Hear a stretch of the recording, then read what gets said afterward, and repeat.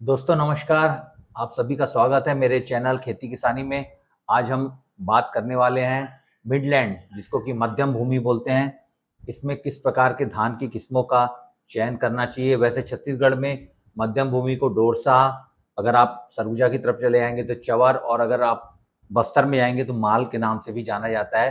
तो ये वो भूमि है, मध्यम भूमि मिडलैंड, जिसमें हमको कोशिश करनी चाहिए कि धान की ऐसी किस्मों का चयन करें जो लगभग 110-115 से लेके 125 130 दिन में पककर तैयार हो जाए, तो आपको ज़्यादा अच्छा उत्पादन मिलेगा। और मध्यम भूमियों में आप जो है अपनी फसल को जो है 110 125 दिन 130 दिन तक ज़्यादा से ज़्यादा लंबी जो अवधि वाली किस्में उनको लगाना चाहिए। तो चलिए दोस्तों, और समय ना बर्बाद करते हुए सीधे हम उन किस्मों पर चर्चा करें जो मध्यम भूमि मिडलैंड में जिनमें लगाना चाहिए। तो जैसा कि मैंने बताया था कि 120 125 दिन तक की या 130 दिन तक मैक्सिमम जो है कोशिश करना चाहिए कि अवधि वाली किस्में को इसमें लगाना चाहिए। 115 110 दिन से लेके 125 130 दिन तक। तो इसमें हम बात करेंगे कि जो अच्छी किस्में हैं, इसमें सबसे बढ़िया किस्म होती है जो IGKV R1, जिसको कि राजेश्वरी IGKV R1 के नाम से भी जाना जाता है, राजेश्वरी भी कहा जाता है। ये लगभग जो है 125 दिन में पककर तैयार हो जाती है और 45 से 50 क्विंटल तक जो है आपकी इसमें उपज प्राप्त हो जाती है। इसकी जो है, चूंकि इसका लंबा और मोटा दाना, लॉन्ग बोल्ड ग्रेन इसकी खासियत है, और ये जो है इसलिए छत्तीसगढ़ में इसकी डिमांड बहुत ज़्यादा होती है, क्योंकि इसका जो चावल है जिसका उपयोग, इस धान का उपयोग पोहा बनाने के लिए, तो पोहा इंडस्ट्रीज के द्वारा इस वैरायटी की बहुत ज़्यादा डिमांड होती है, क्योंकि लॉन्ग बोल्ड ग्रेन होने के कारण इसका सबसे ज़्यादा जो है मंडी में इसकी जो है मांग रहती है। उसी प्रकार से जो दूसरी इसी में जो है मध्यम भूमि के लिए एक दूसरी बहुत अच्छी किस्म है IGKV R2, जिसको कि दुर्गेश्वरी के नाम से भी जाना जाता है। ये भी 125 दिन में लगभग पककर तैयार हो जाती है, और इसका भी जो है लॉन्ग सिलेंडर ग्रेन है, और झुलसा रोग के लिए रेजिस्टेंस है। शीत ब्लास्ट और जो है शीत रॉट, इसके लिए जो है मॉडरेटली रेजिस्टेंट होती है, और खाने के लिए भी बहुत अच्छी किस्म है। तो ये भी बहुत अच्छी किस्म है दोस्तों, याद रखिएगा IGKV R2, या जिसको कि हम दुर्गेश्वरी के नाम से भी जानते हैं। दोस्तों एक और किस्म है जिसको कि चंद्रा के नाम से जानते हैं, या MTU 1153 के नाम से भी जानते हैं।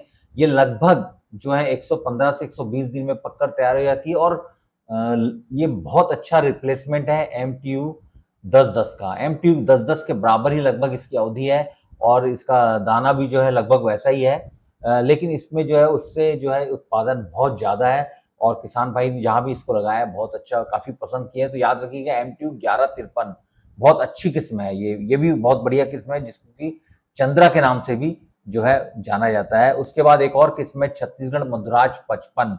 ये भी जो है 130 से 135 दिन में पककर तैयार हो जाती है। उपज के बारे में बात करूंगा तो जैसे मैंने पहले ही पिछले वीडियो में भी बताया था कि धान में जैसे जैसे अवधि बढ़ती चली जाएगी, उसमें जो है उत्पादन भी आपको ज़्यादा मिलेगा। तो जो मिडलैंड की बात कर रहे थे हम लोग कि इसमें जो है 120 115 दिन से लेके 125 दिन तक, तो इसमें जो है 45 से 55 क्विंटल प्रति हेक्टेयर के लगभग उपज प्राप्त हो जाती है, जो मिडलैंड में लगाते हैं, और जो 115 से लेके 125 दिन में पककर तैयार हो जाती है किस्में। और जो मैं ये उत्पादन बता रहा हूँ, ये एक एवरेज बता रहा हूँ। अगर किसान भाई बहुत अच्छे एग्रोनॉमिक मैनेजमेंट में बहुत अच्छा करेंगे, अच्छे से दवाई खाद पानी डालेंगे, निंदा नियंत्रण करेंगे, वीड को कंट्रोल करेंगे, तो उत्पादन ज़्यादा भी प्राप्त हो सकता है। हम एवरेज की बात कर रहे हैं, जो जो हमने देखा था उस एवरेज की बात कर रहे हैं। इसलिए तो जो छत्तीसगढ़ मद्राज 55 की जो मैं बात कर रहा था कि इसमें का इसकी सबसे बड़ी विशेषता है कि इसका जो है मीडियम पतला इसका जो चावल होता है, और इसका जो ग्लाइसेमिक इंडेक्स है वो 55 होने के कारण जो है ये जो शर्करा रोग से ग्रसित लोगों के लिए बहुत अच्छी किस्म है। लो ग्लाइसेमिक इंडेक्स के नाम से भी इसको जाना जाता है। इसमें एक किस्म और बहुत अच्छी है, छत्तीसगढ़ धान 1919। ये बहुत अभी हाल में नई किस्म है, 130 से 135 दिन में लगभग पक के तैयार हो जाती है। 55 से 60 क्विंटल तक इसका उत्पादन है, और इसका जो है मीडियम सिलेंडर दाना है, और मध्यम भूमि के लिए बहुत ही ज्यादा उपयुक्त है। इसको हमने प्रदर्शन में भी किसानों के खेतों में पिछले वर्षों में डाला और बहुत अच्छा उत्पादन किसानों के खेतों में हमने देखा है। उसी प्रकार से एक और है इसी के, इसमें छत्तीसगढ़ तेजस्वी 130 दिन में ये भी पककर तैयार हो जाती है। 50 से 55 इसका भी लगभग वही मध्यम पतला दाना है, मध्यम और मिडलैंड के लिए ये बहुत अच्छी किस्म है। तो ये तो साथियों हम जो बात कर रहे थे ये अभी हाल के वर्षों की जो किस्में जो निकाली गई, लेकिन पुरानी भी और भी किस्में हैं जो बहुत अच्छी किस्में हैं। लेकिन मैंने चूंकि अलग से बता दिया कि हाल के वर्षों में, क्योंकि अगर इन किस्मों को आप अगर बीज उत्पादन कार्यक्रम में अगर लेंगे तो आपको जो है इसमें सब्सिडी और उसमें गवर्नमेंट की जो अन्य फायदे हैं वो मिलते हैं। इसलिए मैंने ये 10 वर्ष की पुरानी किस्में भी है जो मिडलैंड के लिए आज भी बहुत प्रचलित है, बहुत ज्यादा उगाई जाती है। इसमें सबसे पहला नंबर आता है कर्मा मासूरी। ये भी 125 से 130 दिन में पककर तैयार हो जाती है। 45 से 50 क्विंटल के लगभग जो है मीडियम सिलेंडर इसका गेन है, मध्यम पतला इसका जो है दाना होता है और गंगई निरोधक है, गॉल मीज जिसको बोलते हैं बहुत आता है। और झुलसा रोग जो है ब्लास्ट जिसको बोलते हैं उसके लिए भी ये टॉलरेंट है। और गंगई के लिए तो ये जो है निरोधक है, रेजिस्टेंट है। तो बहुत अच्छी किस्म है। IR64, IR64 जैसा मैंने बताया कि बहुत पुरानी किस्म है, 115 से 120 दिन में पककर आज भी किसान भाई लोग इसको पसंद करते हैं। लंबा पतला लॉन्ग सिलेंडर ग्रेन है, लंबा और पतला दाना इसका होता है। झुलसन और झुलसा रोग दोनों के प्रति ये टॉलरेंट है, मतलब अगर लगेगी तो सहनशील है ये किस्म। उसी प्रकार से क्रांति एक बहुत पुरानी किस्म है, लेकिन आज भी इसका जो है किसान भाई इसकी डिमांड करते हैं। जबलपुर के क्षेत्र में आज भी इसका बीटर सीड का रिक्वायरमेंट आता है। आप समझ लीजिए कि ये लगभग 80 के दशक की किस्म है, लेकिन आज भी क्रांति जो है 125 से 130 दिन में पककर तैयार होने वाली किस्म है। 45 से 50 क्विंटल तक उत्पादन प्राप्त होती है और मोटा दाना है जो इसका बोल्ड ग्रेन होने के कारण जो है ये पोहा इंडस्ट्रीज के लिए बहुत उपयुक्त है और बहुत जल्दी इसकी काफी डिमांड भी रहती है।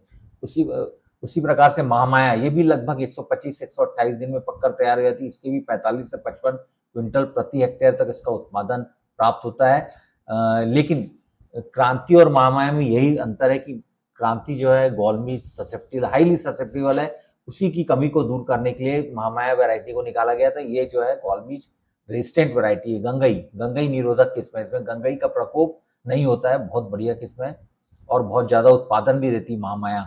आज भी ये काफी पॉपुलर है। उसी प्रकार से जैसा मैंने बताया था MTU 1010, इसको भी आज भी किसान भाई जो है लगाना पसंद करते हैं। 115 दिन में पककर तैयार होती है। 40 से 45 क्विंटल प्रति हेक्टेयर का उत्पादन देती है और इसका भी जो है लॉन्ग सिलेंडर ग्रेन, लंबा और पतला दाना इसका होता है। उसी प्रकार से एक और वैरायटी है इंदिरा सुगंधित धान 1। ये भी बहुत अच्छी है। 125 से 130 दिन में पककर तैयार हो जाती है। 40 से 45 क्विंटल प्रति हेक्टेयर और लंबा पतला दाना और सुगंधित किस्म है ये, और साथ में गंगई निरोधक भी, गॉलमी रेजिस्टेंट वैरायटी ये है। और किस्म है किसान भाइयों जो कि है चंद्रहासिनी। ये बहुत बढ़िया वैरायटी 120 से 125 दिन में पककर तैयार हो जाती है और लॉन्ग सिलेंडर ग्रेन है, लंबा और पतला दाना इसका होता है। गॉलमीज रेजिस्टेंट वैरायटी है और भूरा माओ जो है BPH उसके लिए भी टॉलरेंट वैरायटी है। और चूंकि इसका लंबा पतला दाना होने की वजह से ये एक्सपोर्ट के लिए बहुत ही उपयुक्त है। नॉन बासमती ग्रुप के लिए, नॉन बासमती ग्रुप में एक्सपोर्ट के लिए ये बहुत ही बढ़िया किस्म है और इसका जो है उत्पादन भी बहुत अच्छा प्राप्त होता है। तो उसी प्रकार से एक और किस्म है आपकी जो है MTU 1001। ये भी जो है 130 से 135 दिन में पककर तैयार होती है। आप लोग जानते होंगे 1001 ये भी काफी पॉपुलर वैरायटी है। मोटा दाना है और बौनी किस्म में 40 से 45 क्विंटल प्रति हेक्टेयर तक उत्पादन प्राप्त होता है। और साथ ही एक बमलेश्वरी किस्म काफी पुरानी है, लगभग 20 वर्ष पुरानी किस्म है।